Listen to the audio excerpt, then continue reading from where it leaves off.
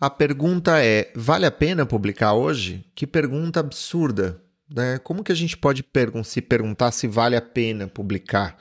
É claro que vale a pena publicar, sempre valeu a pena publicar, sempre vai valer a pena publicar. A gente não publica, não escreve porque vale a pena, né? As artes, a pintura, a música, a dança, né? Ela está muito além, muito aquém da pena, embora haja uma pena.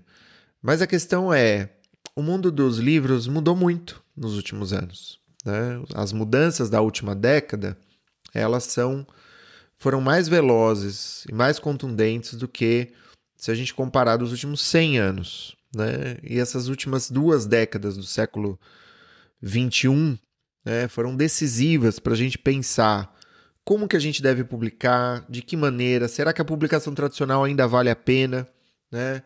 A minha opinião, qual que é, depois de 8 livros publicados, né? Qual que seria a minha posição sobre a autopublicação, né? Como que a gente pode, vamos dizer, escrever e lançar os nossos livros da melhor maneira possível, para que a gente possa alcançar um público, para que a gente possa atingir, vamos dizer, um reconhecimento, para que a gente possa ter interlocução, né?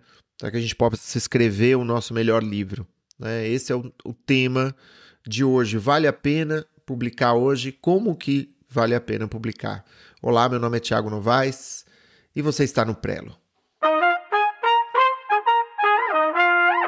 Fabuladores, confabuladores, digníssimos, digníssimas, beletristas, sejam bem-vindas, sejam bem-vindos ao Prelo de número 128. Nesse episódio eu queria começar com um resgate, né? Você se lembra do primeiro livro que você leu? Ou, caso você não se lembre do primeiro livro que você leu, que provavelmente a gente não se lembra do primeiro livro que a gente leu, porque o livro que a gente leu, a princípio, foi lido por nós, né? Para nós, né? Então, qual é a primeira leitura de que você se lembra? E para nós que temos a nossa vida marcada pelos livros, né? Como que esse livro, essa primeira obra, orientou o seu modo de enxergar o mundo? Ou teria sido a ilustração de uma educação que você já recebia, né? Como que essa obra te conduziu para esse terreno de histórias e verbos e testemunhos e desventuras que é a literatura? Minha primeira leitura foi Viagem ao Centro da Terra, do autor francês Jules Verne. O livro ele conta a aventura de um geólogo excêntrico, Otto Lindenbrock, e do seu sobrinho Axel, e que depois que eles decifram o manuscrito antigo de um alquimista, eles descobrem a localização de uma caverna em um vulcão na Islândia. Os dois viajam até lá, né, de Hamburgo, onde eles moram, descobrem a caverna com a ajuda de um guia local, e o que se abre diante deles é nada menos do que um universo subterrâneo fantástico, com mares interiores, florestas de cogumelos gigantes e criaturas que na superfície estão extintas, como mastodontes e répteis enormes. A minha infância foi toda colorida pelas ficções científicas, pelo entusiasmo oitocentista típicos, né, das aventuras do escritor francês Jules Verne.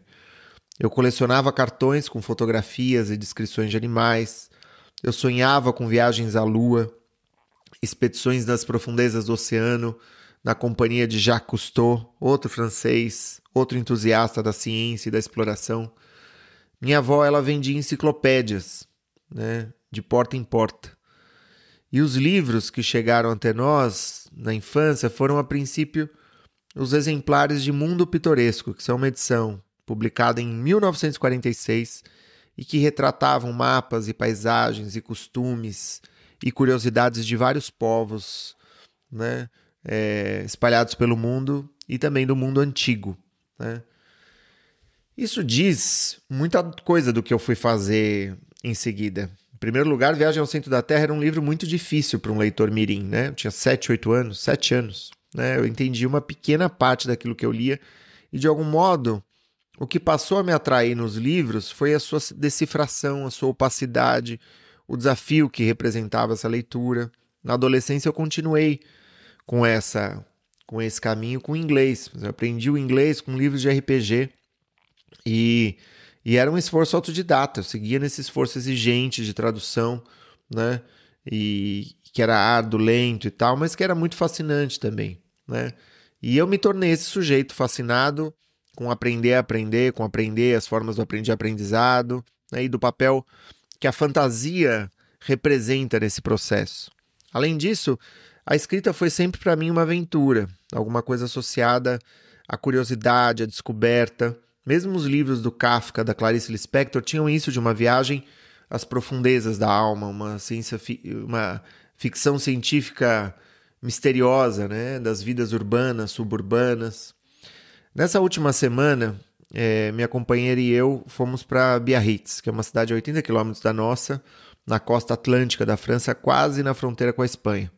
A gente passou 3 noites num hotel literário, dedicado a ninguém menos do que Júlio Verne. O nosso quarto se chamava Passepartout, que é o nome do fiel companheiro de Phileas Fogg, personagem de Volta ao Mundo em 80 Dias. Eu amava esse livro, eu tinha um tabuleiro com um jogo temático, eu me lembro das cenas do filme que eu assisti há pelo menos 35 anos. O hotel era todo decorado com litogravuras de balões, paisagens fantásticas e mapas que desenhavam os diferentes trajetos da bibliografia do autor. Viajar para escrever, escrever para viajar, foi essa trilha sonora silenciosa desde moleque, né, e que transformou um senso de não pertencimento meu, né, e de ser um cara meio desajeitado, em algo rico em possibilidades. Eu colecionava livros de viagem, guias de viagem, fazia questão de procurar nos créditos. Não sei se vocês já repararam, mas guia de viagem não tem o autor na capa, né? Mas eu procurava o nome desses caras nas últimas páginas do livro, né? E fantasiava sobre como que viviam esses guias de viagem, esses expedicionários cotidianos, e sonhava em ser como eles também. A gente sai da infância com esses sonhos todos, e na vida adulta a gente busca, na sombra das coisas pragmáticas, dos ofícios, das profissões austeras, né, que a gente assume por necessidade, algo desse sonho de infância. É um sacrifício que para mim ficou a meio do caminho. Por uma espécie de sábia imaturidade, eu sempre tive um pé nessa infância e nesse encanto, né? Eu conto essa história toda para enfatizar mais uma vez que a gente escreve livros por conta de um elan, né? De uma força inconsciente, uma força vital, né? Que está muito além e aquém dos cálculos, né? Das mensurações, né? E dos cálculos pragmáticos, né? Se vale a pena ou se não vale a pena, né? Se alguém se faz muito essa pergunta, eu quero escrever para ganhar dinheiro, por exemplo, né? Eu digo, olha, se você quer escrever só para ganhar dinheiro, você está no lugar errado, porque você tem outras maneiras muito mais eficazes, né, nesse mundo de hoje em dia de ganhar dinheiro, assim, muito mais garantidas, né, muito mais certas de ganhar dinheiro, né? Ganhar dinheiro é uma ciência. E vai procurar essa ciência, cara, assim, você tá no lugar errado, né? A literatura é para quem ama a leitura, a escrita, as histórias, para quem sempre escreveu para pensar melhor, para desanuviar, né? Para expurgar, né? As experiências ruins, né? Para reviver as boas, para elaborar isso que a vida nos entrega e para transformar tudo isso em experiência real e concreta, né? Vale a pena escrever um livro? Claro que não vale a pena escrever um livro, né? Mas inversamente, claro que vale a pena escrever um livro, né? Os livros são um modo como as pessoas ganham uma voz outra, né? Pode ser na literatura, de ficção, também pode ser na não ficção. Na não ficção é uma maneira de você ganhar, vamos dizer, uma autoridade, ganhar uma notoriedade no seu campo, na sua área, né? Se você tem um especialista numa determinada área, né? Você tem 2, um deles tem um livro, outro não, a gente tende a gravitar em direção ao sujeito que tem um livro publicado, né? Porque ele vai ser uma referência, ele é uma pessoa que dedicou um tempo a desenvolver essa reflexão, esse pensamento, né? Agora, claro, existem maneiras e maneiras de escrever livros. A gente tem um jeito errado, né? Que é uma produção massificada, cada vez mais a gente tem isso, né? Uma produção sem ênfase, sem personalidade, livros que não se diferenciam de textos de inteligência artificial. E agora você tem outros livros que colocam, vamos dizer, apresentam a própria experiência de vida, a própria sabedoria, as coisas que a gente aprendeu, as histórias que a gente escutou e que a gente gostaria de desenvolver. Os livros são maneiras pelas quais as pessoas se ligam a nós, né, se conectam conosco, né? E é uma construção de comunidade, de experiência para as pessoas, né? Você começa a conhecer seus leitores. Aliás, é isso. Tem essa pergunta: o que o livro pode fazer por nós, né? O livro ajuda a criar uma relação com as pessoas que querem aprender mais conosco, né?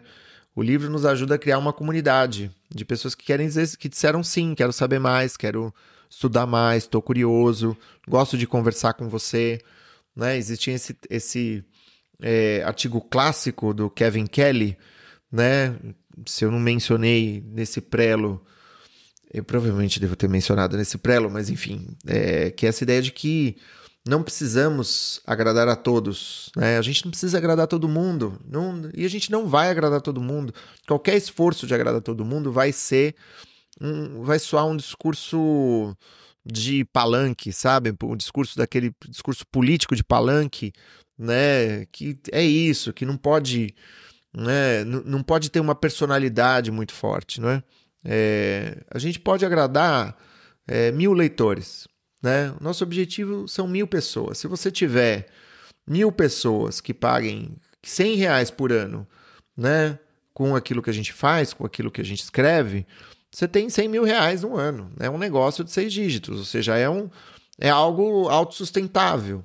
Eu devo ter comentado isso em algum outro encontro também nosso, mas recentemente uma participante de um curso meu leu um livro meu, né? O meu último, Baleias no Deserto. E ela falou: nossa, Thiago, eu conheci um outro Thiago nos seus livros, né? Eu gosto do Thiago que escreve livros, né? E eu falei: bom, o melhor Thiago é esse que você pode conhecer. É o que escreve livros. O livro é uma plataforma de lançamento para outras coisas, né? Se você cria um ecossistema, né, com uma formação complementar, com uma lista de e-mails, né, com a tua comunidade ali contigo, né, você tem um recurso super potente, super poderoso e que torna essa aventura da escrita numa aventura autossustentável, né? O livro, como eu te disse, não é feito para fazer dinheiro, mas com ele você constrói vínculos, parcerias, colaborações e assim por diante. Meu Baleias no Deserto recentemente está saindo agora. Eu vou anunciar nas redes. Se eu já não anunciei, eu acho que essa altura em que você está me escutando aqui, eu já devo ter anunciado uma parceria, um programa de podcast, são vários episódios, uma parceria entre a EBC e a Fiocruz, né, em que cada episódio conversa com um profissional sobre a questão da urgência climática a partir de uma certa perspectiva, né, a perspectiva do nutricionista, a perspectiva do biólogo, a perspectiva enfim, são vários profissionais, e eu fui convidado para falar sobre a perspectiva da psicologia, né? A perspectiva como psicólogo, né, e como autor de Baleias no Deserto, aí que a gente chega, né? Eu recebi esse convite, dei a minha entrevista e foi ótima a conversa, adorei a conversa, fui muito pouco, né, porque a tendência nesse aspecto é, vamos dizer, atenuar a coisa, abrandar, falar, gente, há esperança, claro que há esperança, né? Se não houver esperança, a gente desiste, e não é essa a ideia. Mas a perspectiva é complicada, né?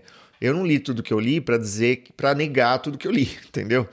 Então, bom, tudo isso para dizer que tudo isso nasceu do livro que eu escrevi, claro, da pesquisa, dos anos de pesquisa que eu fiz, né? Evidente, né?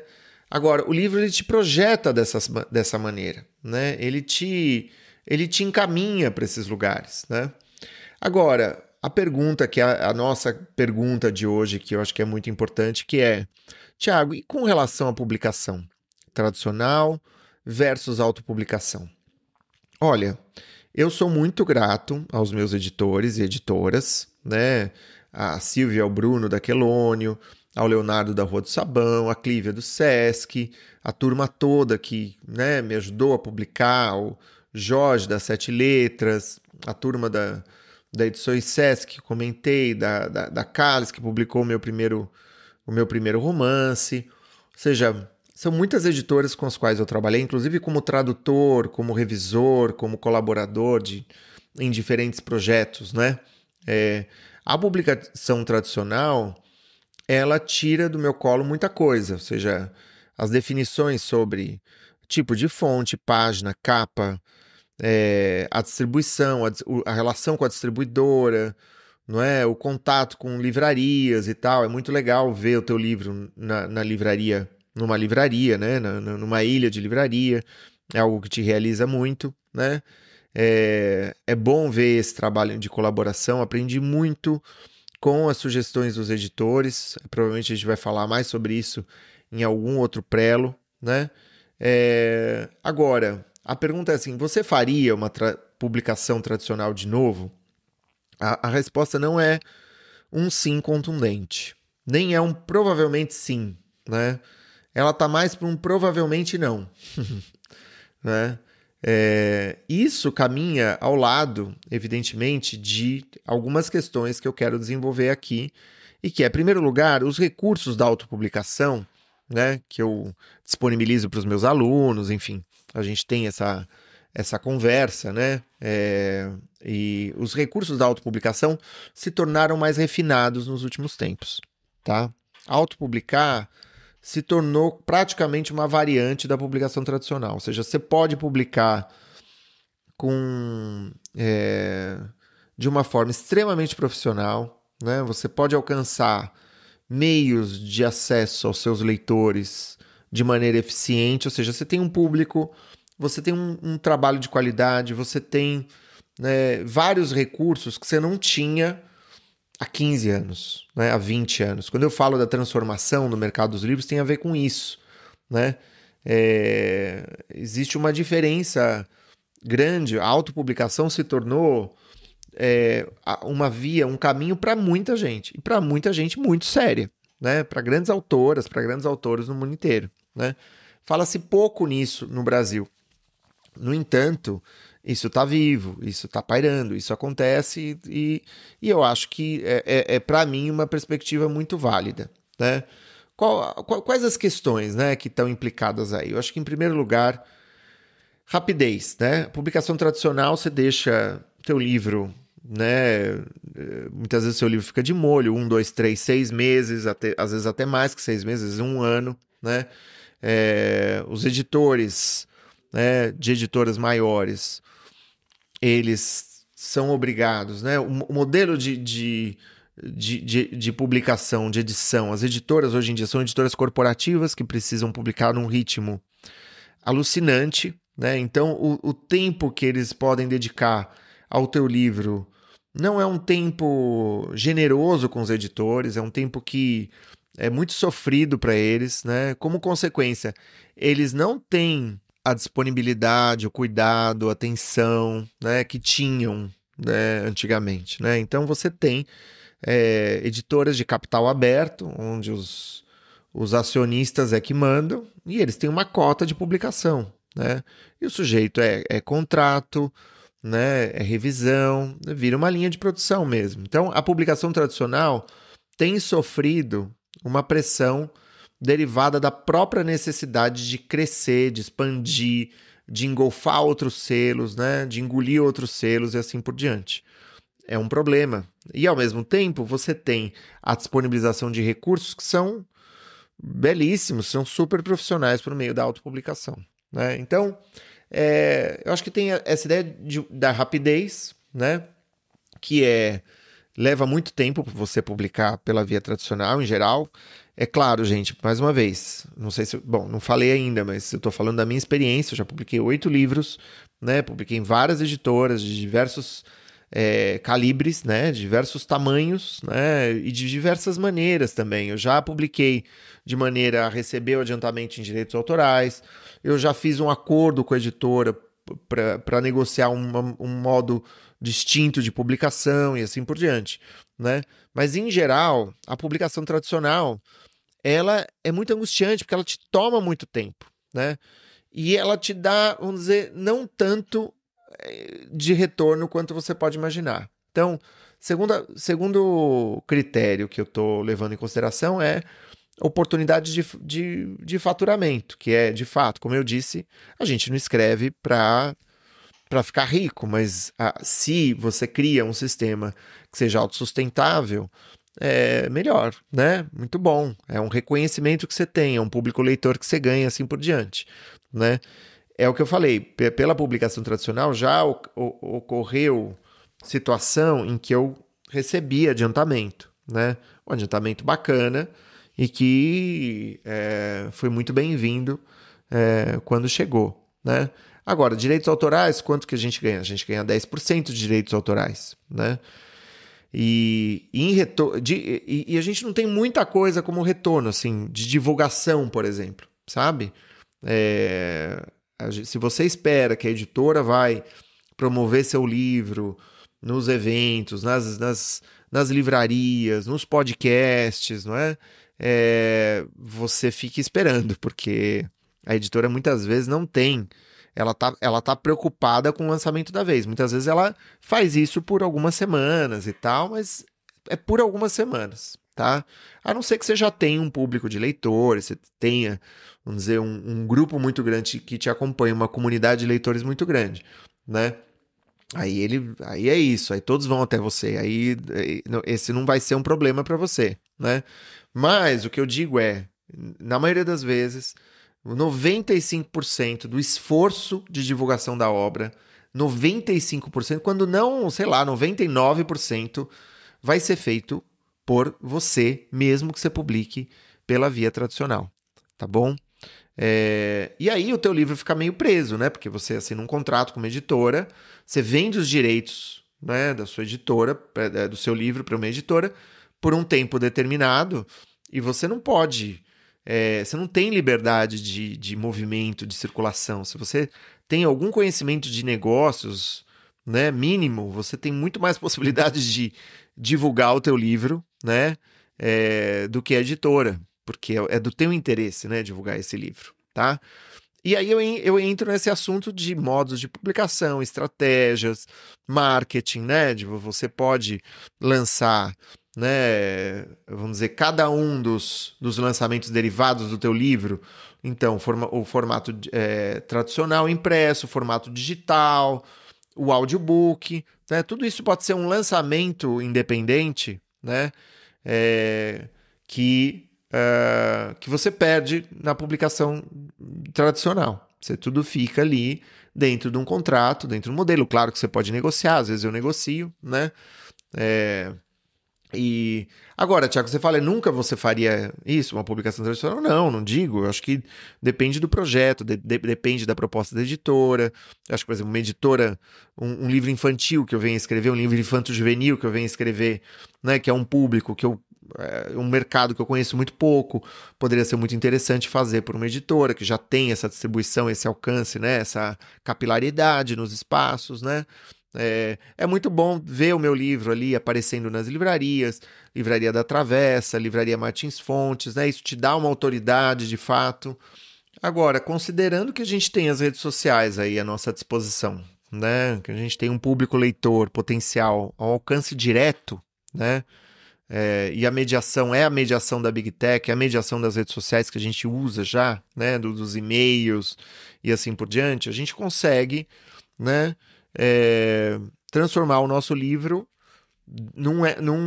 na parte de um ecossistema dentro do qual você vai transmitir tua mensagem, você vai contar as tuas histórias, né? Você vai ter essa relação com seus leitores, né? Você pode criar uma formação de acompanhamento de um livro que você está escrevendo, você pode criar modos de associar um livro a essa formação, né? O meu último livro, por exemplo, eu vou dar um exemplo eu vou dar um exemplo híbrido. O que acontece? Eu publiquei tradicionalmente, né? Eu vendi por um esforço meu, 700 exemplares na pré-venda. Eu fiz um acordo com a editora, né? E eu comprei parte da tiragem a um preço de custo, para poder vender ao preço de capa, né? O preço de custo era, sei lá, R$18, R$19, o preço de capa R$60, R$65. Eu vendi 700 exemplares na pré-venda. Isso dá mais de R$30 mil, né? Ou seja, um livro que possa gerar um retorno financeiro para você. Por que não? Não é um valor desprezível R$30 mil, não é? Não é um valor nada desprezível R$30 mil. E isso a partir de certos recursos, né? De certas orientações, certo? E eu acho que para além dessa ideia do valor, do custo e do lucro na venda dos livros, tem também uma outra dimensão que são os leitores, né? 700 leitores na pré-venda é muito poderoso, é um recurso muito bom. É a possibilidade de você ter 700 pessoas lendo o teu livro, né? Ou com potencial de ler seu livro assim que esse livro sai. Então você imagina o que é esse boca a boca, né? Você imagina no que pode ser esse burburinho, se o seu livro, evidentemente, é um bom livro. Recentemente eu fiquei sabendo do lançamento de um programa, né, parceria da EBC com a Fiocruz, né? E é um programa sobre urgência climática, né? Que é um dos temas desse meu último livro, Baleias no Deserto. Eu fui convidado para participar desse programa, um programa incrível de podcast. Cada episódio conta com a participação de um especialista em uma determinada área, falando sobre o viés dessa área, né? E como esse viés enxerga a questão da urgência climática. E eu fui convidado da psicologia, né? Por quê? Porque eu escrevi esse livro. Por quê? Porque esse livro alcançou muita gente, né? Esse livro, né, me permitiu... Eu já disse isso em outros lugares, mas, né, eu fui falar na PUC, eu fui falar na USP, num podcast da USP, né? Eu fui na Feira do Livro, que é um dos maiores encontros de livreiros e autores, né, do Brasil, né, em São Paulo, ali na frente do Pacaembu, né? Eu fui convidado para uma das mesas, né? E então esse sistema, ele é viável, ele é possível, existem maneiras de fazer, existem maneiras de criar. Agora, tudo isso, né, para a gente ir também se conduzindo ao final desse programa, não está aí para inviabilizar a ideia da publicação tradicional. Afinal de contas, eu publiquei tradicionalmente todas as vezes, né? Todas as vezes. Mas é um pouco para também nos... criar uma perspectiva mais ampla, né? Ou seja, existem maneiras, existem caminhos, né? Eu vejo muitos autores fora do Brasil fazendo isso, né? Criando sistemas muito interessantes, muito potentes, muito lucrativos, inclusive, né? Em que, né, essas pessoas alcançam uma comunidade. Então, eu acho que as duas opções, né? A escrita tradicional, a publicação tradicional e a autopublicação são caminhos viáveis, são caminhos ricos de possibilidades, cada um tem seus limites, né? E inversamente, né, uma coisa que é preciso dizer, Tiago, mas e a autopublicação? A gente pode falar disso num próximo episódio, mas a autopublicação, para ser bem conduzida, ela precisa, né, ter os elementos, né? Você precisa cumprir esse papel do editor, né? Porque senão também a coisa não funciona. Esse papel do editor significa, né, pensar muito bem na capa, pensar muito bem na tiragem, pensar muito bem no objeto livro que você vai lançar por aí, pensar na revisão, né? Ter ali uma interlocução necessária antes do livro sair para garantir que esse livro seja bem recebido, ter um sistema de distribuição, e aí a gente tem opções. É isso, com esse conhecimento em mãos, é muito possível, é muito rico, né? Em suma, o livro, ele é um processo meditativo, o livro é a nossa possibilidade de extrapolar, né, a nossa existência, as coisas que a gente já sabe, é um modo de entender o que a gente está fazendo, se aprofundar na própria pesquisa, dominar as histórias que a gente quer contar, internalizar essas histórias que são nossas, né? Transformar esse repertório de histórias inconscientes em conscientes, né? Construir um banco de disponibilidades de reflexões, de contra-argumentos, né? O livro ele é riquíssimo se você quer construir um caminho, né? Seja na não ficção, se você é especialista ou atua em algum campo, psicologia, geografia, né? História, e você quer, vamos dizer, divulgar aquilo que você sabe fazer por meio de um ensaio, de uma obra de não ficção, ou dentro do campo da ficção, né? Dentro do campo da exploração ficcional, da criação, né? Do testemunho, da autoficção, né? Do romance histórico, do romance para jovens, não é? Agora, eu acho que com tudo isso, falando de publicação, fazendo contas, inclusive, que é uma coisa que eu raramente faço aqui, o foco precisa ser escrever um livro excelente, né? A orientação é essa. Você vai ter opções mais adiante. Agora, o que é importante é escrever um livro excelente. Quanto melhor a sua habilidade de contar histórias, melhor vai ser o seu livro, melhor vai ser o seu percurso, né? Melhor vai ser a conversa, a comunicação com as pessoas e assim por diante, né? Em um mundo onde você tem uma máquina, né, de pesquisa, que é a inteligência artificial, que escreve texto, né? O que vai ser valorizado na literatura? A particularidade, a subjetividade, o estilo, né? As histórias, né? Porque a IA não conta história, a IA não é uma pessoa, né? A IA é uma máquina de compilação, né? De processamento. Ela é extremamente eficiente para muitas coisas, mas esse relacionamento que se dá quando a gente apresenta um estilo próprio, né? Escreve com subjetividade, ou seja, tem uma particularidade da nossa escrita, né? Isso vai ser cada vez mais valorizado. E eu acho que a gente vive um momento também de valorização das coisas não digitais, entendeu? Das coisas orgânicas, o livro impresso, né? A possibilidade do jovem descansar um pouco o telefone, né? Eu acho que vai haver uma recuperação gradual desse mundo orgânico, né? Analógico, e o livro impresso ele te tira das coisas que estão acontecendo, né? E tem aqui no Brasil, na França, no Brasil também, tem outros lugares, acho que tem no mundo inteiro, movimentos, eu fiquei sabendo aqui perto, né? A turma que se reúne para ler, né? Eles vão num lugar, eles vão num café, pessoas que não se conhecem, né? 50, 100 pessoas, né? Que se reúnem numa praça.